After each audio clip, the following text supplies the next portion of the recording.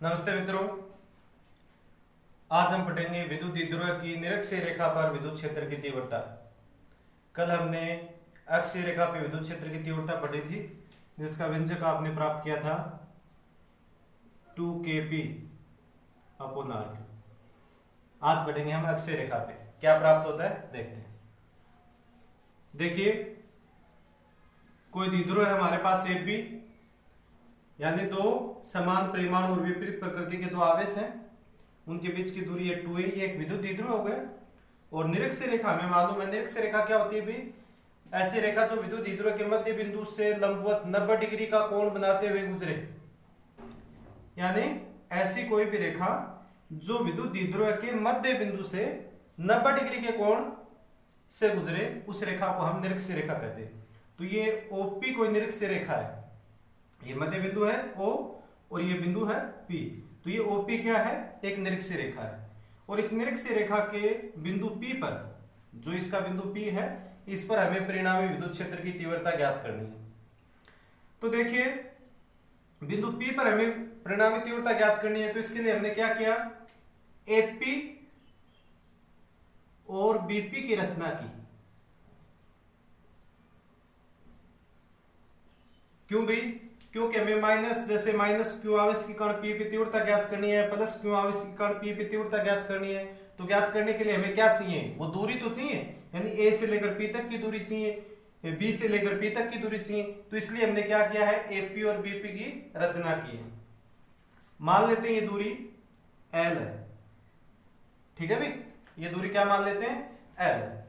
दोनों समान ही होंगी, क्योंकि P बिंदु क्या है? लंबवत है, 90 डिग्री कोण से गुजरी है रेखा, इसलिए दोनों दूरियां क्या होंगी? AP और BP क्या होंगी? समान होंगी। अब देखिए, माना ये कोण थीटा है तो ये भी थीटा होगा, और ये दोनों कोण थीटा है। तो आप पहले तो आप मेरे को ये बताइए कि जैसे हमने विद्युत बल रेखाओं के बारे में पढ़ा था, प्लस से बल रेखाएं निकलती हैं, सेम वही कंडीशन हमने मानी है। क्यों? क्योंकि हमने ये पढ़ा था कि विद्युत बल रेखाओं के किसी स्पर्श बिंदु पे खींची गई स्पर्श रेखा विद्युत क्षेत्र की तीव्रता की दिशा को व्यक्त करती है। इसलिए हमने क्या किया है कि जो प्लस आवेश था उससे हमने ये बल रेखा बाहर की तरफ निकाली है। किस तरह? ये बल रेखा आवेश से निकलेगी, काल्पनिक रेखा मानी। और माइनस आवेश में क्या करेगी? प्रवेश करेगी। माइनस आवेश में प्रवेश करेगी, वही दिशा हमने यहाँ पे दर्शाई है। अब देखिए, हमें परिणामी दिशा वाली वहां थोड़ी सी दिक्कत आती है, क्योंकि B से दिशा क्या हो जाएगी? BP की ओर, यानी +q आवेश से दिशा क्या होगी तीव्रता की? BP की ओर, ये दिशा होगी।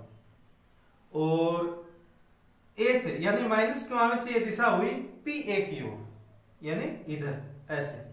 तो परिणामी दिशा ज्ञात करने के लिए हमने क्या किया कि जो P बिंदु है, यहां एक कटान बिंदु प्राप्त हो रहा है हमें, ऐसे ये कटान बिंदु।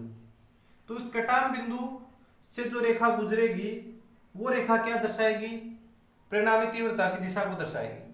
तो परिणामी तीव्रता की दिशा इस कटान बिंदु से हम प्राप्त करें तो हम परिणामी तीव्रता ज्ञात कर सकें, इसलिए हमने क्या किया है? एक समांतर चतुर्भुज की रचना कर ली, जिसके आसन भुजाओं को हमने क्या मान लिया? E1 और E2 मान लिया। क्यों मान लिया? क्योंकि माना +q आवेश के कारण तीव्रता क्या है? E1 है, तो ये भुजा मान ली हमने क्या? E1 मान ली। -q आवेश के कारण तीव्रता है E2, तो ये भुजा मान ली हमने E2। हम जानते हैं समांतर चतुर्भुज का विकर्ण क्या होता है? समांतर चतुर्भुज का विकिरण R बराबर हम लिखते हैं √p²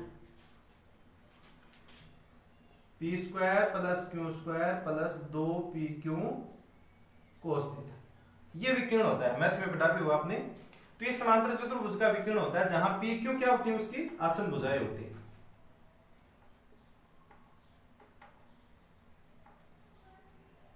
PQ आसन भुजाएं, तो उसी कारण हमने यहां आसन भुजाएं E1 और E2 मान रखी हैं। तो देखिए, ये समांतर चतुर्भुज का विकिरण है E, और ये उसके आसन भुजाएं, ये हम इस सूत्र में रखते हैं। तो बताइए, आपको E बराबर क्या प्राप्त होगा? बिल्कुल शॉर्ट में करवाऊंगा मैं आपको ये टॉपिक। E बराबर आपको प्राप्त हुआ E1² E2² 2E1 E2 cos। अब देखिए, ये कोण थीटा है, ये कोण थीटा है, तो ये पूरा कोण कितना होगा भाई? 2 थीटा। तो हम क्या लिखेंगे यहाँ पे 2 थीटा। ये समीकरण प्राप्त हो गया आपके पास एक। अब देखिए E1 E2 निकालते हैं हम। ये E1 कौन सी भुजा को माना है हमने, ये भुजा, और ये भुजा कहां से आ रही है, प्लस क्यू आवेश से आ रही है। तो हमने जो प्लस क्यू आवेश के कारण तीव्रता थी उसको E1 मान रखा है।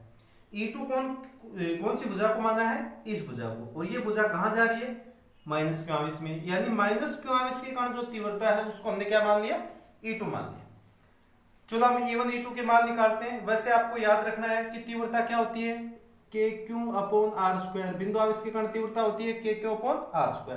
विद्युत विद्रोह में आपने पढ़ा है कि आवेश तो दोनों परिमाण में समान ही होते हैं, और ये समीकरण किसमें है, रूट के अंदर है, और रूट के अंदर इनमें क्या होता है, ये इनका परिमाण होता है, न कि दिशा सही लिखी जाती है। दिशा का वैल्यू नहीं होती इसमें। यदि अंडररूट के अंदर हम माइनस लगा देंगे तो काल्पनिक मान हो जाएगा, तो हम दिशा नहीं लगाएंगे इसमें। इसमें केवल क्या होता है इसका परिमाण होता है। तो देखो दोनों आवेश परिमाण में तो ये समान ही है, दूरी इनकी बराबर है, ये भी दूरी L है, ये भी दूरी L है। क्यों थी, क्योंकि ये मध्य बिंदु से गुजरा थी OP रेखा, और दोनों से समान दूरी पे स्थित था। बिंदु A से और बिंदु P से समान दूरी पे तो होगा, मध्य बिंदु से गुजरेगा तो। कोई लंब समद्विभाजक आप खींचते हो तो समान दूरी पे तो आता है।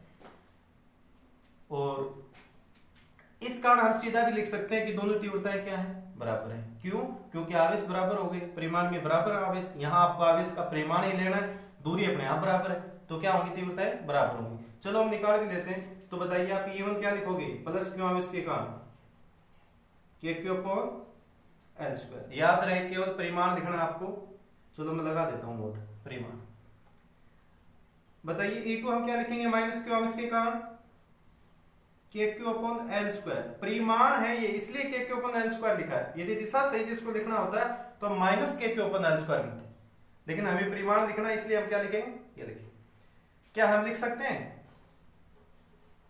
E1 बराबर E2, लिख सकते हैं क्या, बिल्कुल लिख सकते हैं। E1 इक्वल टू क्या है, E2 है, और हमें मॉडुलस में वही तो देखना है। E1 इक्वल टू E2 है, तो क्या हम समीकरण एक को ये लिख सकते हैं, E1 square plus E1 square 2 E1 into E1 कोस 2 थीटा। मैंने E2 को E1 ही लिख दिया क्योंकि ये दोनों बराबर ही हैं, इसलिए E2 को क्या लिख दिया, E1 लिख दिया। बताइए भी इस समीकरण को हम आगे क्या लिख सकते हैं,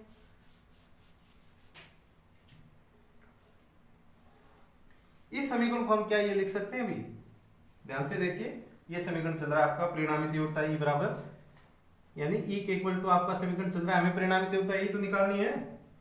तो ये समीकरण आपका आ गया। क्या इसको लिख सकता हूं 2 E1 स्क्वायर, क्यों भी E1 कितने E1 हो गए, 2 E1, 2 E1 इंटू E1 का स्क्वायर 2 E1 स्क्वायर कोस 2 थीटा। ध्यान से देखें तो हमें 2 E1 स्क्वायर कॉमन नजर आ रहा है। क्या लिखेंगे, 1 plus cos 2 theta, 2 E1 square. देखो मैथ वाले बच्चों को तो पता है ये कोस 2 थीटा, इसका फॉर्मूला लगाएंगे कि एक गायब हो जाए। कौन सा फॉर्मूला लगाएं, एक काटना है हमें, 1 प्लस 2 कोस स्क्वायर थीटा माइनस 1, ये इसका फॉर्मूला होता है भाई। किसका फॉर्मूला होता है, कोस 2 थीटा का, 2 कोस square theta minus 1।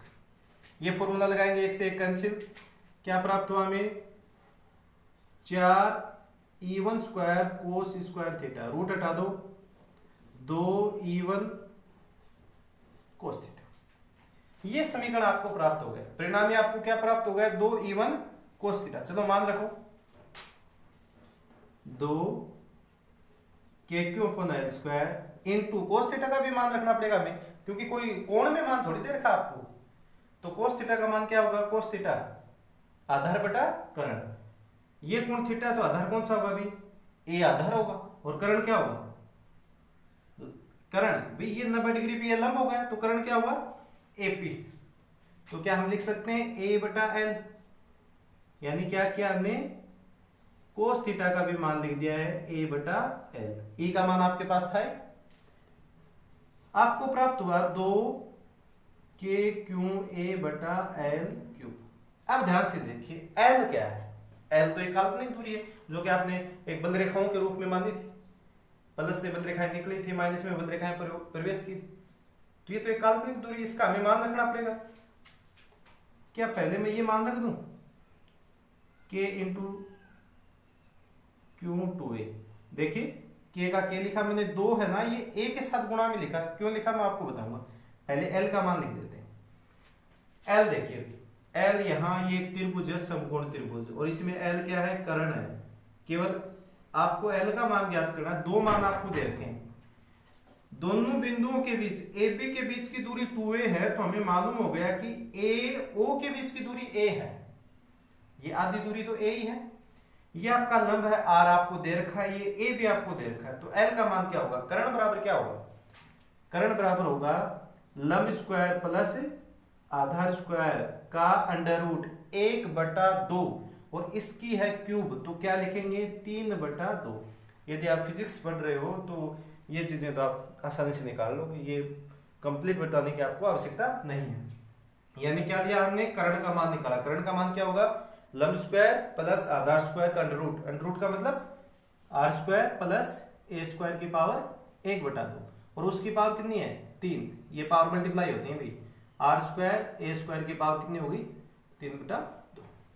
Same condition, कौन सी कंडीशन, जो कि अक्षीय रेखा में लिखी थी, r square less than equal, r square greater than equal a square, तो हम a स्क्वायर को क्या करें, छोड़ दें, नगण्य मान लें, लगभग 0 मान लें, बताओ क्या आएगा। ये मैंने क्यों लिखा है, आवेश इंटू दोनों बिंदुओं या विद्युत द्विध्रुव के बीच की दूरी क्या होती है, द्विध्रुव आघूर्ण होता है, इसलिए लिखा है।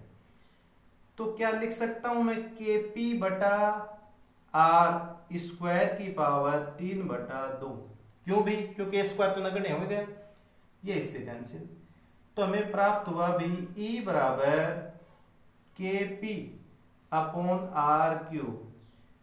दिशा देखनी होगी अब आपको, ये P है विद्युत द्विध्रुव आघूर्ण, इसकी दिशा होगी माइनस क्यू आवेश से प्लस क्यू आवेश की ओर, यानी इधर ये दिशा होगी, माइनस क्यू आवेश से प्लस क्यू आवेश की ओर का दिशा का मतलब क्या हुआ, ये दिशा होगी। परिणामी तीव्रता की दिशा आपने कटान बिंदु से निकाली है, ये क्या दोनों दिशाएं समान है, नहीं, दोनों दिशाएं क्या है, विपरीत हैं, तो हम इसको क्या लिखेंगे,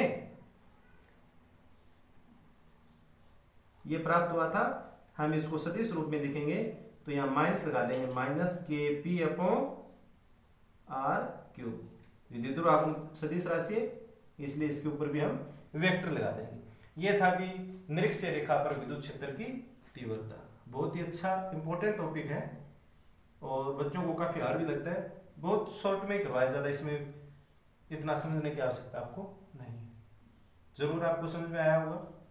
थैंक यू।